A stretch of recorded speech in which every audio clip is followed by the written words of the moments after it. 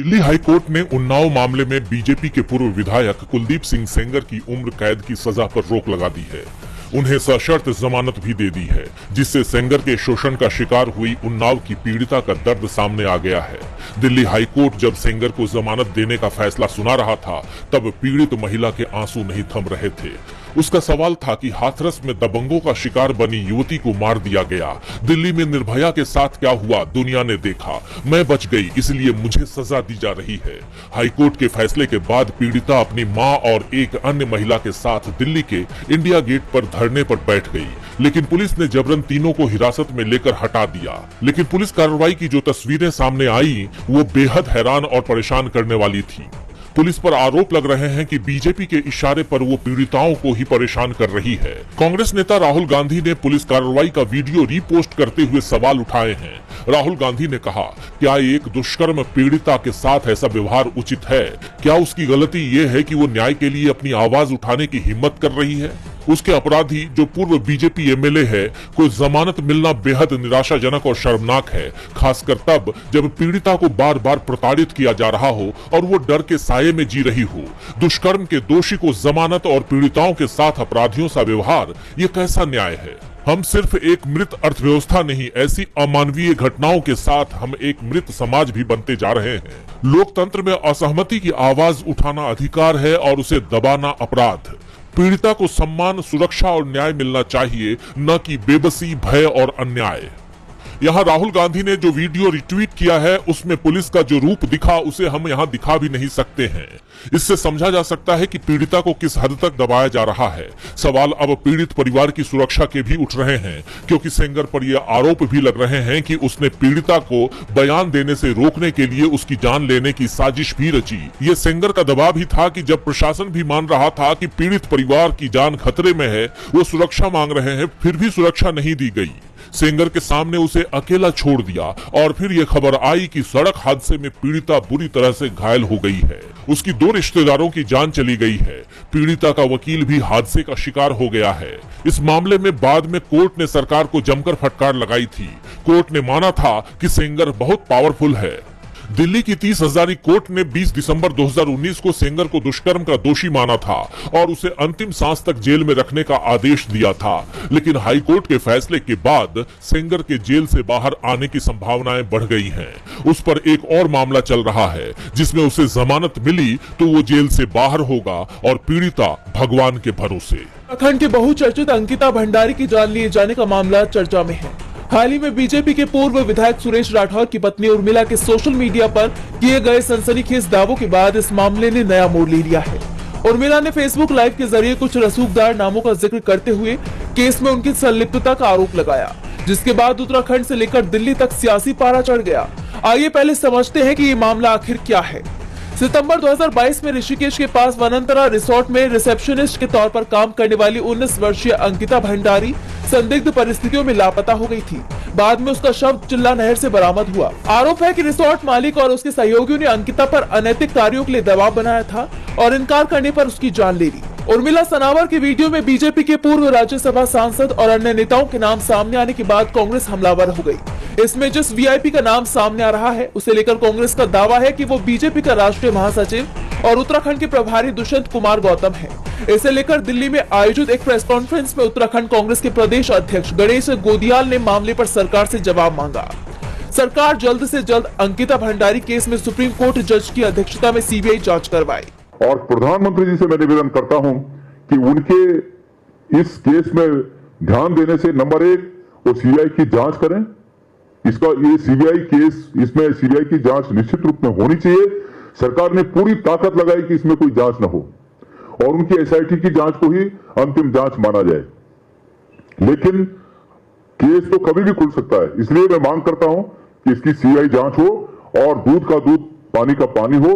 कांग्रेस के प्रदेश अध्यक्ष ने चेतावनी दी कि अगर उत्तराखंड सरकार अगले 10 से 12 दिनों में सीबीआई जांच नहीं करवाती है, तो हम अंकिता को न्याय दिलवाने और इस मामले में सीबीआई जांच की मांग को लेकर धरना प्रदर्शन करेंगे।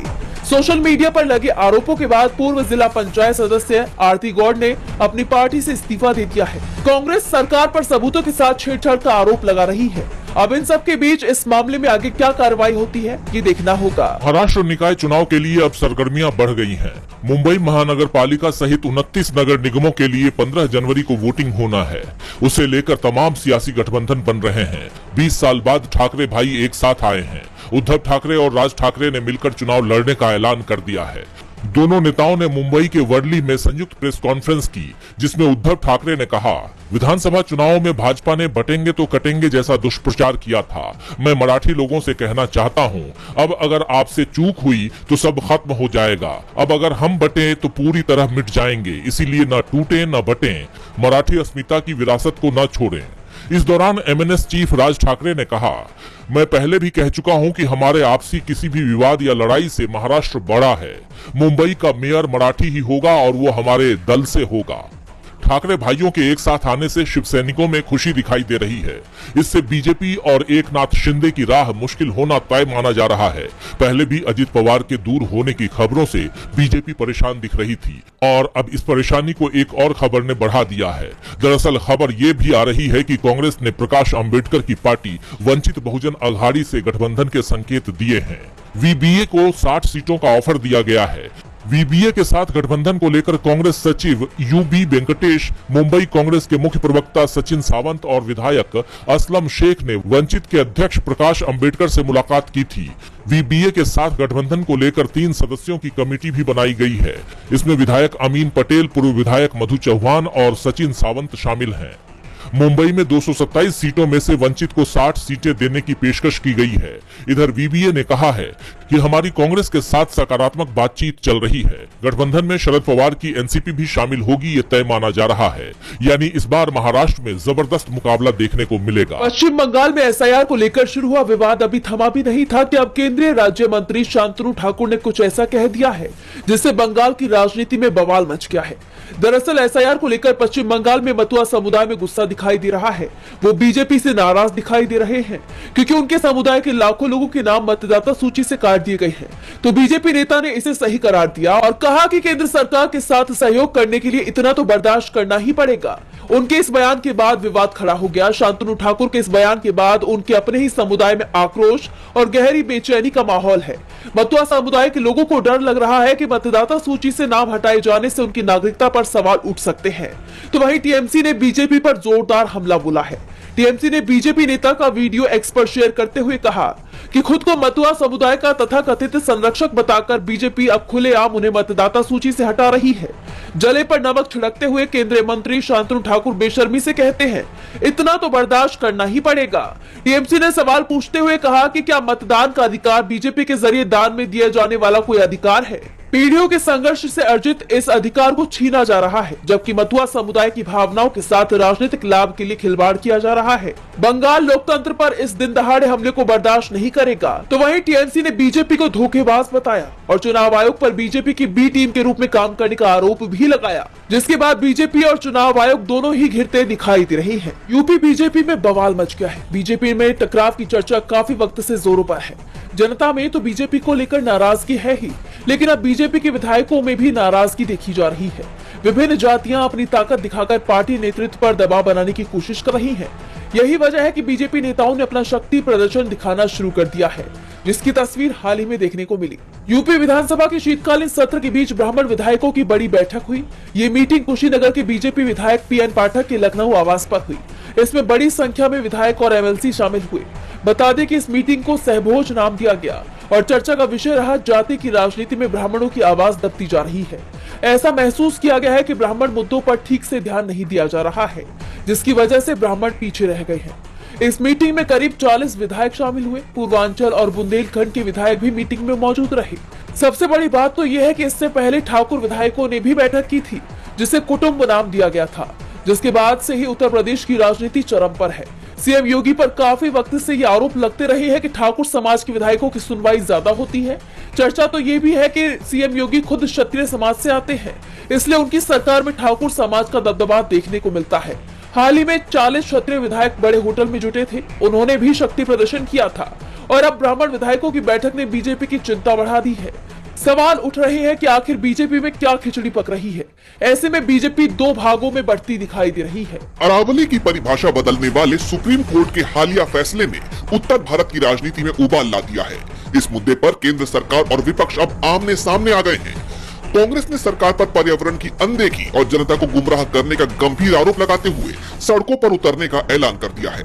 इस बीच कांग्रेस के राज्यसभा सांसद जयराम रमेश ने सरकार की मंशा पर सवाल उठा दिए। उन्होंने एक्स पर पोस्ट किया, अब ये बिल्कुल साफ हो गया है कि अरावली मुद्दे पर केंद्रीय पर्यावरण, वन एवं जलवायु परिवर्तन मंत्री सच को पूरी तरह नहीं बता रहे हैं और जनता को गुमराह कर रहे हैं।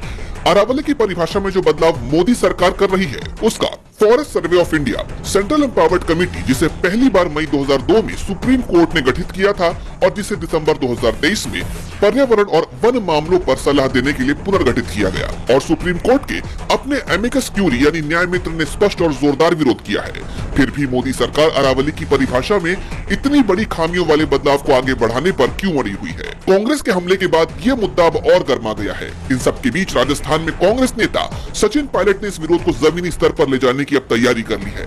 पायलट ने ऐलान किया है कि अरावली को बचाने और सुप्रीम कोर्ट की नई परिभाषा के खिलाफ कांग्रेस 26 दिसंबर को जयपुर में एक विशाल प्रदर्शन करेगी। विपक्ष के हमलों के बीच केंद्र सरकार ने स्पष्ट किया कि नई परिभाषा का मकसद नियमों में एक रूपता लाना है। सरकार का कहना है कि खनन को नियंत्रित करने के लिए एक स्पष्ट और वस्तुनिष्ठ परिभाषा जरूरी थी ताकि सभी राज्यों में नियम समान रहे। दरअसल केंद्र सरकार की सिफारिशों के बाद अब अरावली पहाड़ी उसे माना जाएगा जो आसपास की जमीन से कम 100 मीटर यानी 328 फीट ऊंची हो। साथ ही दो पहाड़ियों को श्रृंखला का हिस्सा तभी माना जाएगा जब उनके बीच की दूरी 500 मीटर से कम की हो। हालांकि पर्यावरण प्रेमी और तमाम सामाजिक संगठन इस दलील से संतुष्ट नहीं है और वो इस परिभाषा को अदालत में चुनौती देने की अब तैयारी कर रहे हैं। अदालत की इस परिभाषा पर पर्यावरणविदों का तर्क है कि ऊंचाई का ये पैमाना वैज्ञानिक रूप से ही गलत है। इससे 100 मीटर से छोटी पहाड़ियों और झाड़ियों वाले क्षेत्रों में खनन यानी माइनिंग और निर्माण कार्यों का रास्ता खुल जाएगा, जो दिल्ली एनसीआर समेत 4 राज्यों के इकोसिस्टम के लिए तबाही का कारण बन सकता है। माना जा रहा है कि आने वाले दिनों में ये मुद्दा उत्तर भारत की राजनीति में एक बड़ा आंदोलन बन सकता है। अब इस मुद्दे पर आगे क्या होता है ये तो देखना होगा। इंडियन प्रीमियर लीग के पूर्व कमिश्नर और भगोड़े ललित मोदी ने मोदी सरकार पर तंज कसा है। दरअसल सोशल मीडिया पर एक वीडियो काफी तेजी से वायरल हो रहा है जिसमें विजय माल्या और ललित मोदी एक साथ दिखाई दे रही हैं। ये वीडियो विजय माल्या की बर्थडे पार्टी का है। वीडियो में ललित मोदी अंग्रेजी में कह रहे हैं कि हम दो भगोड़े हैं, भारत के सबसे बड़े भगोड़े। इस वीडियो को अपने इंस्टाग्राम पर पोस्ट कर ललित मोदी ने कैप्शन में लिखा, मुझे इंटरनेट पर फिर से कुछ ऐसा करना है जिससे हंगामा मच जाए, आप लोगों के लिए कुछ लो, अपना दिल जलाओ। वायरल वीडियो में माल्या अपनी पार्टनर पिंकी लालवानी के साथ मुस्कुराते नजर आ रही हैं। दोनों भगोड़े कारोबारी का वीडियो उस वक्त सामने आया है जब बॉम्बे हाई कोर्ट में 23 दिसंबर को माल्या की उस याचिका पर सुनवाई हुई जिसमें माल्या ने खुद को भगोड़ा आर्थिक अपराधी घोषित करने के आदेश को चुनौती दी है। कोर्ट ने माल्या के वकील से पूछा कि माल्या भारत कब लौटेंगे। कोर्ट ने कहा कि माल्या फिलहाल भारतीय अदालत के अधिकार क्षेत्र से बाहर है, ऐसे में उनकी याचिका पर सुनवाई नहीं हो सकती। माल्या 2016 से ब्रिटेन में है और 2019 में उसे आधिकारिक तौर पर भगोड़ा आर्थिक अपराधी घोषित किया गया था। वहीं ललित मोदी के देश छोड़ने के बाद उसके खिलाफ ईडी ने ब्लू कॉर्नर नोटिस जारी किया था। बता दें कि विपक्ष इन दोनों भगोड़े कारोबारियों को वापस लाने के मुद्दे पर मोदी सरकार को कई बार घेर चुका है। लोकसभा चुनाव के दौरान भी माल्या और ललित मोदी सहित मेहुल चोकसी जैसे भगोड़े कारोबारियों को वापस लाने की बात बीजेपी ने कही थी, लेकिन अब तक इस मामले में मोदी सरकार फेल साबित होती दिखाई दे रही है।